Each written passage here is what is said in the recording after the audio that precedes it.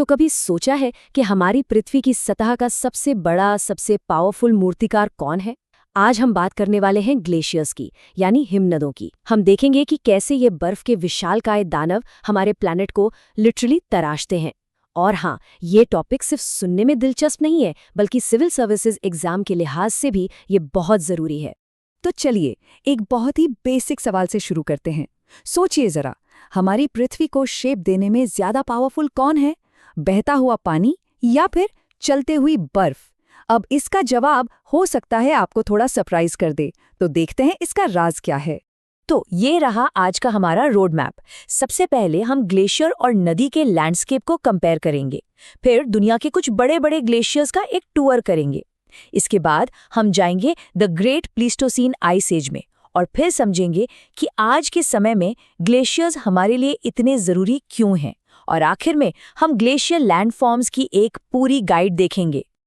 ठीक है, तो चलिए अपने पहले सेक्शन में चलते हैं और समझते हैं कि पृथ्वी के ये दो बड़े स्कल्प्टर्स यानी ग्लेशियर और नदियां जमीन को कैसे बिल्कुल अलग-अलग तरीके से शेप देते हैं। तो सबसे पहला और कह सकते हैं कि सबसे बड़ा जो फर्क है वो है इनकी बनाई हुई घाटियों के शेप में।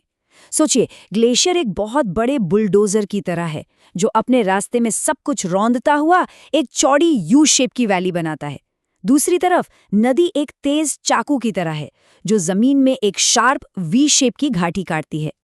अब ये टेबल देखिए, ये ग्लेशियर और नदियों के बीच के फर्क को और भी क्लियर कर देती है। ग्लेशियर चलते बहुत धीरे हैं, मतलब सेंटीमीटर प्रति दिन की रफ्तार से, लेकिन इनकी ताकत का कोई मुकाबला नहीं है। ये अपने साथ छोटे छोटे कंकड़ से लेकर बड़ी बड़ी चट्टानों तक सब बहा ले जाते हैं। और जब ये पिघलते हैं ना, तो ये सारा मलबा मतलब सेडिमेंट्स बिना किसी क्रम के बस वैसे ही छोड़ जाते हैं। इसे अनसॉर्टेड कहते हैं, जो हमें उनके रास्ते की पूरी कहानी बताता है। तो अब जब हम ग्लेशियर्स की पावर को थोड़ा समझ गए हैं, तो चलिए दुनिया और भारत के कुछ सबसे बड़े ग्लेशियर्स के एक छोटे से टूर पर निकलते हैं। देखते हैं कि ये बर्फ के पहाड़ असल में दिखते कैसे हैं और कहाँ हैं। जरा इस टेबल पर नजर डालिए। हम बात कर रहे हैं अंटार्कटिका के लैम्बर्ट ग्लेशियर की, जो दुनिया का सबसे लंबा ग्लेशियर है, करीब 400 किलोमीटर। या फिर ग्रीनलैंड की आइस शीट को देखिए। ये सिर्फ बर्फ के ढेर नहीं है, ये प्रकृति की वो जबरदस्त ताकतें हैं जो हजारों सालों से हमारे प्लैनेट को शेप दे रही हैं। अब आते हैं भारत पर। यहाँ सियाचिन ग्लेशियर है, जो न सिर्फ भारत का सबसे लंबा ग्लेशियर है, बल्कि दुनिया का सबसे ऊंचा बैटलफील्ड भी है। और फिर है गंगोत्री ग्लेशियर, जहां से हमारी पवित्र नदी गंगा निकलती है। ये करोड़ों लोगों के लिए सिर्फ पानी नहीं, बल्कि जीवन और आस्था का स्रोत है। अच्छा, ग्लेशियर्स की असली पार को अगर समझना है ना, तो हमें टाइम में बहुत पीछे जाना होगा, उस दौर में जब दुनिया पर असल में बर्फ का राज था। तो चलिए चलते हैं महान प्लाइस्टोसीन हिमयुग में।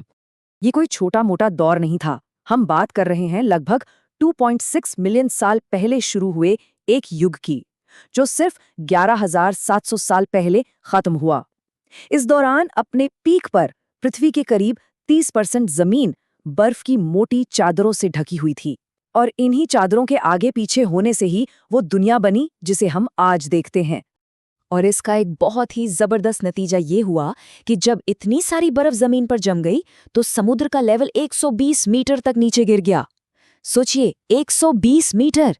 इससे जमीन के नए नए रास्ते खुल गए, जिन्हें हम लैंड ब्रिजेस कहते हैं। और इन्हीं रास्तों से इंसानों और जानवरों ने एक कॉन्टिनेंट से दूसरे कॉन्टिनेंट तक सफर किया। अब सवाल ये है कि ऐसा हुआ क्यों? इसके पीछे कई कारण थे, जैसे कि मिलांकोविच साइकिल्स यानी पृथ्वी के ऑर्बिट में होने वाले बदलाव और ज्वालामुखी। लेकिन जो इसके इफेक्ट्स थे वो परमानेंट थे। अमेरिका की जो ग्रेट लेक्स हैं या नॉर्वे के जो खूबसूरत फियॉर्ड्स हैं, वो सब इसी आइस एज की देन हैं। तो ठीक है, आइस एज तो खत्म हो गया, लेकिन आज 21वीं सदी में ये ग्लेशियर्स हमारे लिए इतने इम्पोर्टेंट क्यों हैं? इसका जवाब हमारी जिंदगी से सीधे सीधे जुड़ा है। ये नंबर सच में चौंकाने वाला है। दुनिया का जितना भी ताज़ा पानी है, मतलब पीने लायक पानी, उसका लगभग 69% ग्लेशियर्स और आइस कैप्स में बंद है। इसका मतलब ये हमारे प्लैनेट के सबसे बड़े फ्रेश वाटर के रिजर्वोयर हैं। इसीलिए हिमालय के ग्लेशियर्स को एक खास नाम दिया गया है, the water tower of Asia. और ये नाम बिल्कुल सही है। सोचिए, सिंधु, गंगा, ब्रह्मपुत्र, ये सारी विशाल नदियां इन्हीं ग्लेशियर से निकलती हैं और अरबों लोगों की जिंदगी इन पर निर्भर करती है। लेकिन ग्लेशियर्स सिर्फ पानी ही नहीं देते, ये हमारे प्लैनेट के नेचुरल एयर कंडीशनर भी हैं। कैसे? इनकी जो सफ़ेद सतह होती है वह सूरज की करीब 90% एनर्जी को वापस स्पेस में रिफ्लेक्ट कर देती है, जिससे धरती ठंडी रहती है। लेकिन क्लाइमेट चेंज की वजह से ये तेजी से पिघल रहे हैं। गंगोत्री ग्लेशियर का पिछले 100 सालों में करीब 22 किलोमीटर पीछे हटना इस खतरे का सबसे बड़ा सबूत है। और अब हम आते हैं अपने आखिरी और सबसे खास सेक्शन पर। यहाँ हम उन लैंडफॉर्म्स को देखेंगे जो ग्लेशियर बनाते हैं। ये एग्जाम के पॉइंट ऑफ व्यू से बहुत इंपॉर्टेंट एरिया है, तो चलिए एक एक करके इन्हें समझते हैं। सबसे पहले है सर्क। इसे ऐसे समझिए कि ये पहाड़ में बनी एक आराम कुर्सी या एक कटोरे जैसी खोखली जगह है। यहीं से माउंटेन ग्लेशियर की शुरुआत होती है। ये ग्लेशियर इरोजन का मतलब कटाव का स्टार्टिंग पॉइंट है। अब जब दो सर्क अगल बगल में बनते हैं और पहाड़ को पीछे की तरफ काटते हैं, तो उनके बीच एक चाकू जैसी बहुत ही शार्प धार वाली चोटी बन जाती है। इसे कहते हैं एरेट। और सोचिए, जब 3 या उससे ज्यादा सर्क एक ही पहाड़ को चारों तरफ से काटें तो क्या होगा? तब बनती है एक पिरामिड जैसी नुकीली चोटी, जिसे कहते हैं हॉर्न। इसका सबसे बेस्ट एग्जाम्पल है स्विट्जरलैंड का मैटरहॉर्न। फ्योर्ड्स तो सच में देखने लायक होते हैं। ये असल में एक यू शेप्ड की ग्लेशियल वैली ही है, लेकिन इसमें एक ट्विस्ट है। जब आइस एज खत्म हुआ और समुद्र का लेवल बढ़ा, तो समंदर का पानी इन घाटियों में अंदर तक भर गया। नॉर्वे के फ्योर्ड्स दुनिया भर में मशहूर हैं। और ये टेबल हमें ग्लेशियल लैंडफॉर्म्स की पूरी पिक्चर दिखाती है। ध्यान से देखिए, इन्हें 2 कैटेगरी में बांटा गया है। एक है इरोशनल यानी कटाव से बने, जैसे सर्क, हॉर्न और यू वैली, और दूसरे हैं डिपोजिशनल यानी ग्लेशियर के पिघलने पर मलबे के जमने से बने, जैसे मोरेन, ड्रमलिन और एस्कर। ये डिपोजिशनल लैंडफॉर्म्स उस रास्ते का सबूत हैं जहां से कभी एक ग्लेशियर गुजरा था। तो हम आज की बात इसी एक सवाल पर खत्म करते हैं।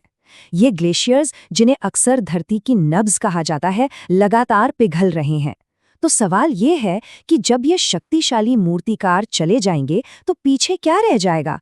क्या हम नए लैंडस्केप्स देखेंगे या फिर हम उस बैलेंस को हमेशा के लिए खो देंगे जिसे बनने में लाखों साल लगे? ये एक ऐसा सवाल है जिसके बारे में हम सबको सोचना होगा।